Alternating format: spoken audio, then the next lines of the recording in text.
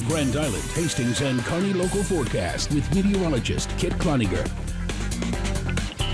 Well, welcome back to Local 4 News at 6 o'clock. I'm meteorologist Kit Cloninger, live right now at Brickyard Park in Hastings. It's a very sunny day. Stuff is getting all started here at the Brickyard Park, and we are going to be seeing those fireworks a little after 10 o'clock once the band wraps up. They're getting all set up right now, but it feels like a nice summer day. It's rare to ever say it feels like a nice summer day in the summertime. We usually have those really high humidities, really high temperatures, but this year we've seen some cooler temperatures around. Just last week we saw 100 degrees in Grand Island, but stuff is starting to cool down as we head into the weekend. Let's take a look at the temperatures around the state of Nebraska right now. We've got 80s here for the Tri-Cities. It's 87 right now here in Hastings, 87 as well off towards the Lincoln area, but our eyes are off towards the Panhandle where it's in the 70s. They've got some thunderstorms growing right now, especially in Cherry County. Looking at the heat index, it isn't terrible. It still feels pretty hot, especially out in the sunshine, but we've got around 90 degrees for that heat index, if not just a little bit under that. So not too bad for a 4th of July celebration. As we look over the next few days and into the 7-day forecast, we do have some storms still on the way,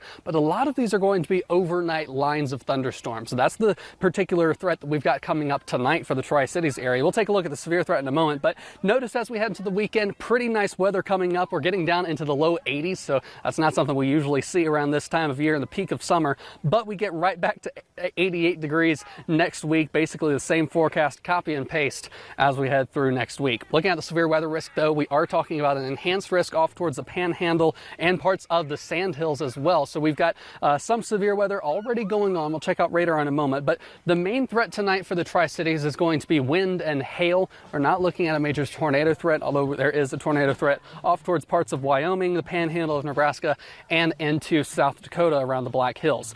Looking now at our alerts on the map right now, we've got a severe thunderstorm watch out towards Cherry County and Sheridan County, and of course parts of the Black Hills of South Dakota, and that one severe thunderstorm warning as well. So we're keeping that in mind. We've got some large hail with that. We'll take a look at a little bit closer in just a moment, but here across the Tri-Cities and the major part of the state, we're nice and clear. We've got a few clouds, so it's going to be a pretty nice evening for us, basically east of the 100th meridian. Looking a little bit closer at that severe thunderstorm up towards the north and west of the Tri-Cities area. Again, this is outside of our viewing area, but this goes until the top of the hour. Around 7 o'clock is when that severe thunderstorm warning is set to expire. That is for baseball size hail, so a pretty significant storm in Cherry County, and you can see we do have this line here around Hooker County to Thomas and Blaine County. That's where we could see some more thunderstorms fire ahead of that, but that's not going to happen for the next couple of hours. Taking a look at the futurecast now, we are going to be seeing those storms